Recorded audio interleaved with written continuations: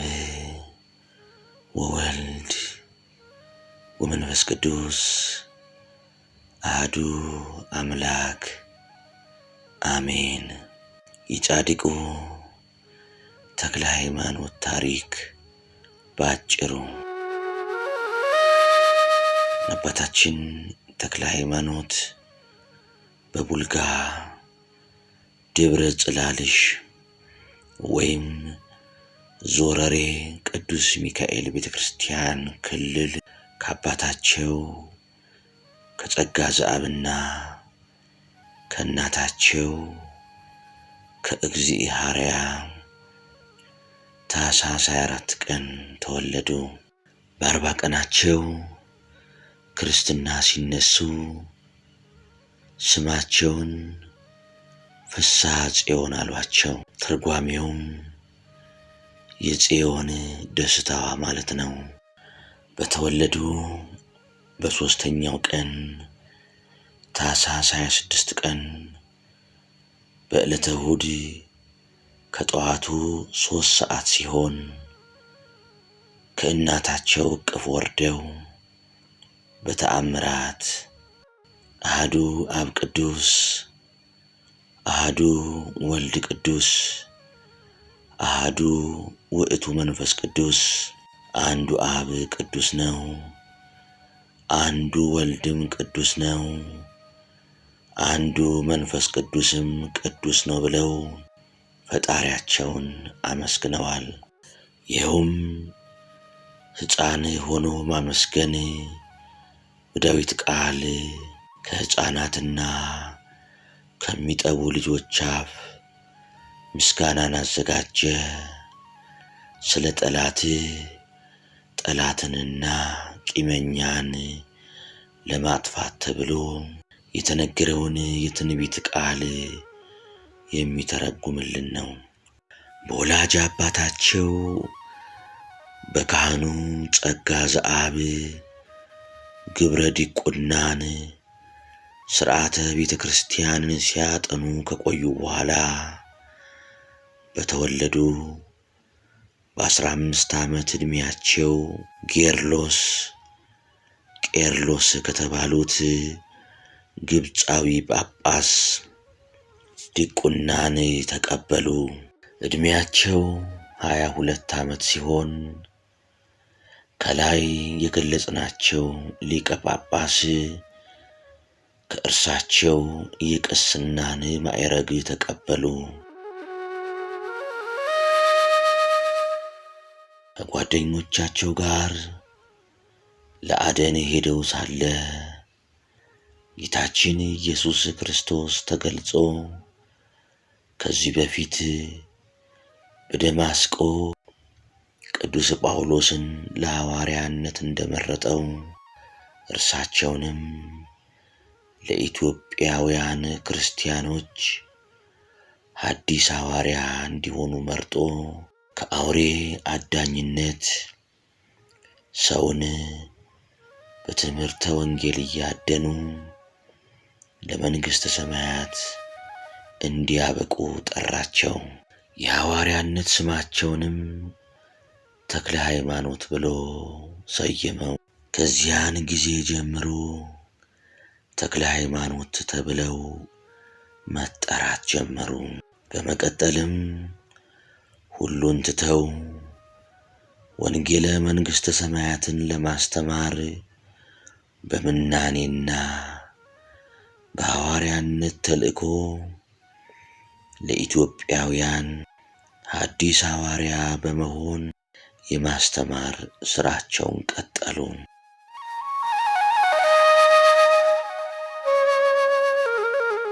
በከተታ 3 ዓመት ወንጌልን አስተማሩ። ቀጥለውም 9 ወር በዊፋት አገልግሎታቸውን ፈጽመዋል። ዳሞት በተባለው ስፍራ ወይም በወላይታ ሀገር ለ12 ዓመታት ሕዝቡን ከአምልኮተ ጣዖት ወደ አምልኮተ እግዚአብሔር፣ ከገቢረ ኃጢአት ወደ ገቢረ ጽድቅ በትምህርትና በተአምራት መልሰዋል፣ ቤተ ክርስቲያንንም አንጸዋል። በሀገሩም ዲያብሎስ በዛፍ ላይ አድሮ አምላክ ነኝ እያለ ለረጅም ዘመናት ሕዝብን ሲያስትባት የነበረችውን ዛፍ በተአምራት ከስሯ ነቅለው በሃይማኖት ያፈለሱት። በዚህም ተግባራቸው ጌታችን በቅዱስ ወንጌል የሰናፍጭ ቅንጣት የሚያህል እምነት ቢኖራችሁ ይህንን ሾላ ተነቅለ ወደ ባህር ተተከል ብትሉት ይታዘዝላችኋል ያለውን አምላካዊ ቃል በተግባር አስመስክረዋል።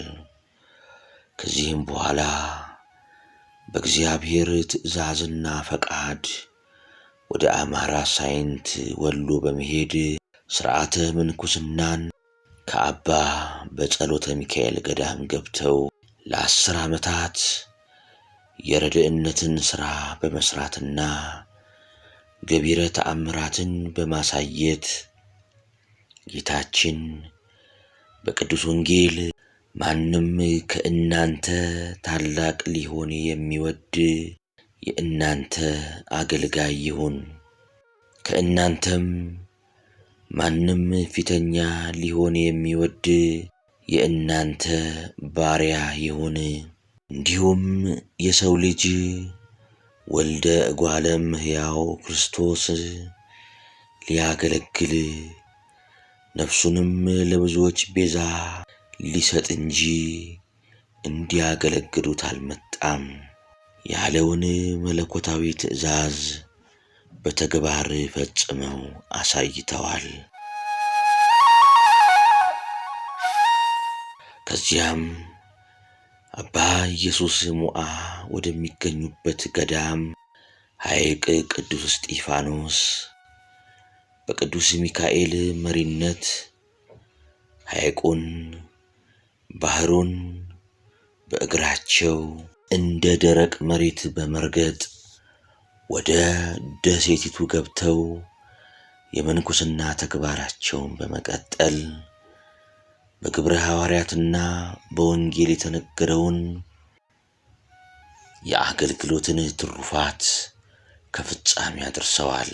በአባ ኢየሱስ ሞዐ እጅም የምንኩስናን ቀሚስ የንጽሕናን ምልክት ተቀብለዋል። ለዚሁም ምስክር የሚሆኑን ጥቅሶች ከሐዋርያት ሥራ፣ ከዮሐንስ ወንጌልና ከማቴዎስ ወንጌል ለአብነት ተጠቅሰዋል። ይመልከቱ። ከማንም ብር ወይም ወርቅ ወይም ልብስ አልተመኘሁም።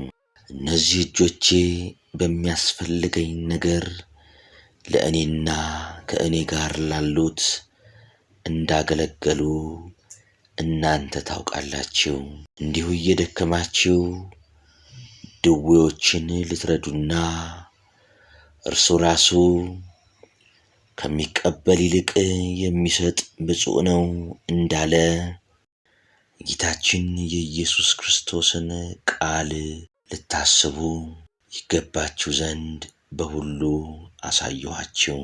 የሐዋርያት ሥራ ምዕራፍ 43 ቁጥር 35። ጴጥሮስም መልሶ ጌታ ሆይ አንተስ ከሆንክ በውሃው ላይ ወደ አንተ እንድመጣ እዘዘኝ አለው። እርሱም ና አለው። ጴጥሮስም ከታንኳይቱ ወርዶ ወደ ጌታችን ኢየሱስ ክርስቶስ ሊደርስ በውሃው ላይ ሄደ። የማቴዎስ ወንጌል ምዕራፍ 14 ከቁጥር 28 እስከ 29።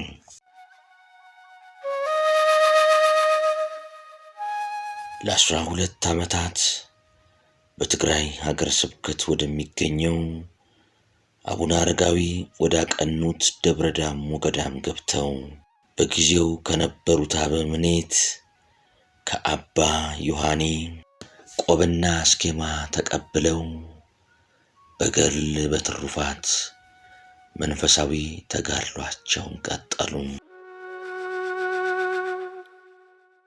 ክቡር አባታችን ተክለ ሃይማኖት ከደብረ ዳሞ ገዳም ወደ ሌላ ለመሄድ ሲነሱ አበምኔቱና መነኮሳቱ ሲሸኟቸው 40 ክንድ ወይም 20 ሜትር ርዝመት ባለው ገመድ ገደሉን ለመውረድ እንደጀመሩ ገመዱ ከካስማው ስር በመቆረጡ እንዳይወድቁ በተሰጣቸው 6 የብርሃን ክንፎች እየበረሩ 3 ምዕራፍ ያህል ተጉዘው ከየብስ አርፈዋል። ዛሬ በዚያ ባረፉበት ቦታ ላይ በስማቸው ቤተክርስቲያን ታንጾ ይገኛል።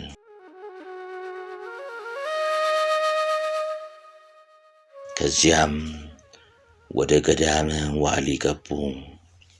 በዚህን ጊዜ ነቢዩ ኢሳይያስ በትንቢቱ ለደካማ ኃይልን ይሰጣል፣ ጉልበት ለሌለውም ብርታትን ይጨምራል፣ ብላቴኖች ይደክማሉ ይታክቱማል፣ ጎበዛዝትም ፈጽሞ ይወድቃሉ።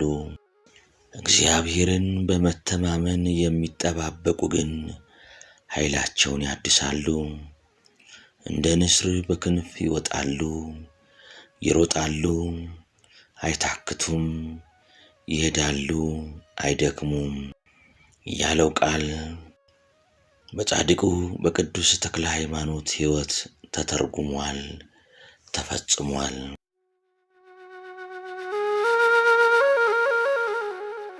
አንድ ዓመት ሙሉ ገዳማተ ትግራይን ኢየሩሳሌምንና ግብጽ ያሉትን ገዳማትና ቅዱሳት መካናትን ሲጎበኙ ቆይተዋል። ከዚህ በኋላ 1 ወር ሙሉ ዳዳ በተባለ ስፍራ ቆይተው በዚያ ይመለክ የነበረው ቁመቱ 75 ክንድ የሆነውን ዘንዶ በጸሎት ኃይል በተአምራት ገድለውታል። በአርባዕቱ እንስሳት ጾርተ መንበር ኪሩቤል ስም ቤተ ክርስቲያን አሳንጸው ታቦተ ሕግ ጽላተ ሕግ አስገብተዋል። ከሴቶችና ከልጆች ሌላ 3000 በጣዖት የሚያመልኩ ወንዶችን ወደ ክርስትና መልሰው አጥምቀው አቅርበዋል። በዚህም ግብራቸው መድኃኒታችን እነሆ እባቡንና ጊንጡን ትረግጡ ዘንድ በጠላትም ኃይል ሁሉ ላይ ስልጣን ሰጥቻችኋለሁ፣ የሚጎዳችሁም ምንም የለው ቃል ተፈጽሞላችኋል።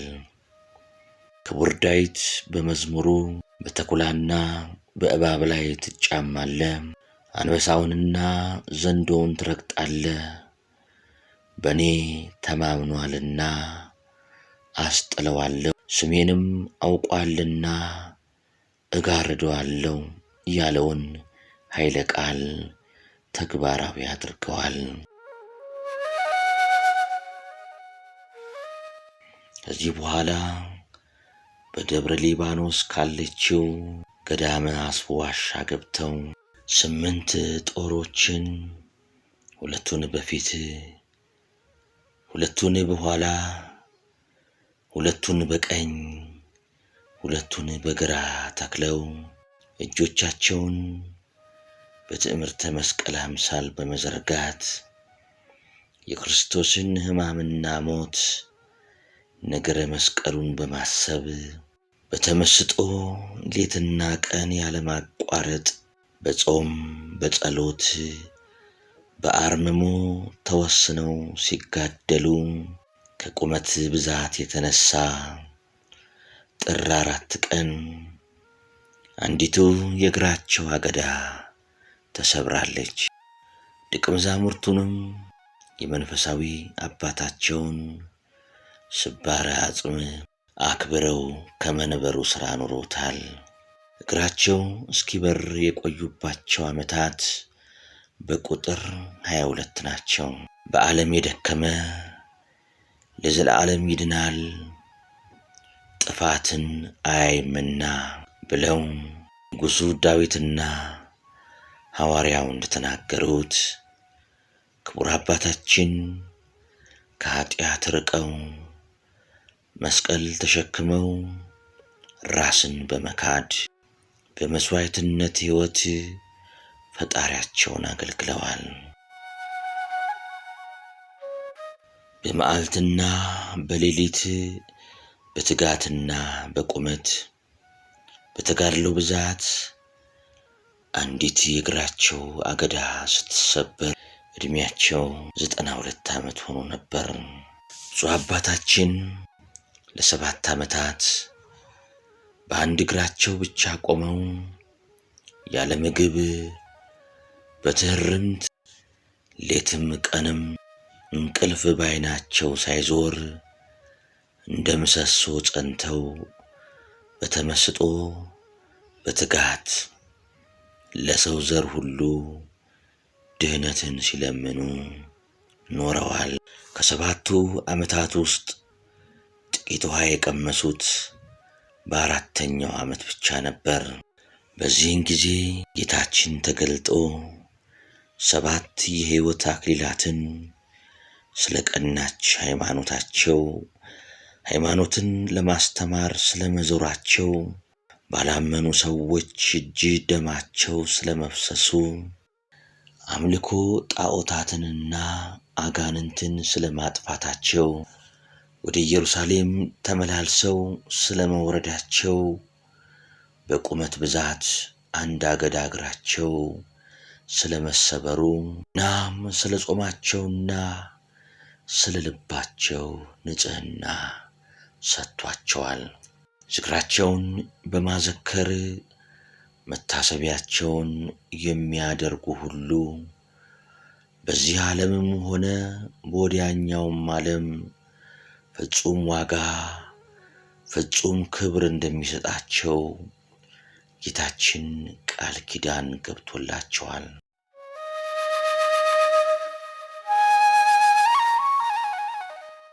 በመጨረሻም እስከ ነሐሴ 24 ቀን ድረስ ለ10 ቀናት በሕማም ቆይተው ፈጣሪያቸው የገባላቸውን ቃል ኪዳን ለመነኮሳት መንፈሳውያን ልጆቻቸውና ለደቀ መዛሙርቶቻቸው ከነገሩ በኋላ በክብር አረፉ። በአካለ ነፍስ ግን ወደሚናፍቁት ፈጣሪያቸው ሄደዋል። መድኃኒታችን ኢየሱስ ክርስቶስ በዕለተ ዕረፍታቸው አጽማቸው እስከ 57 ዓመት ለ29 ዓመታት በጸለዩበት በደብረ አስቦ ዋሻ ይቀበራል።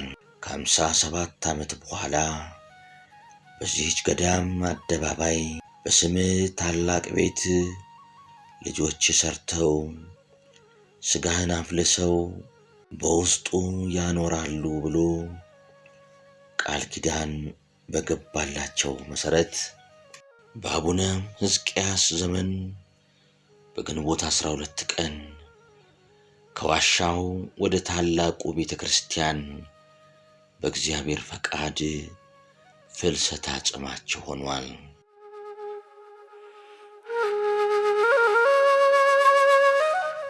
ቅዱስ ዳዊት ስለ ቅዱሳን መከራና ክብር ባነሳበት አንቀጹ የጻድቃን መከራቸው ብዙ ነው፣ እግዚአብሔርም ከሁሉ ያድናቸዋል። እግዚአብሔር አጥንቶቻቸውን ሁሉ ይጠብቃል፣ ከእነርሱም አንድ አይሰበርም በማለት ታላላቅ የእግዚአብሔርን ሥራ ሲሠራ የኖረ አጽማቸው በተዘጋጀለት ቦታ በክብር ሊያርፍ ችሏል። አባታችን ጻድቁ ተክለ ሃይማኖት ዛሬም በአጸደ ነፍስ ሆነው ፈጣሪያቸው የገባላቸውን ቃል ኪዳን በማሰብ ስለኛ ስለ ኃጥአን ይቅርታንና ምህረትን በመጠየቅና በማሰጠት ላይ የሚገኙ ገድለኛ አባታችን ኢትዮጵያዊ ሐዋርያ ናቸው።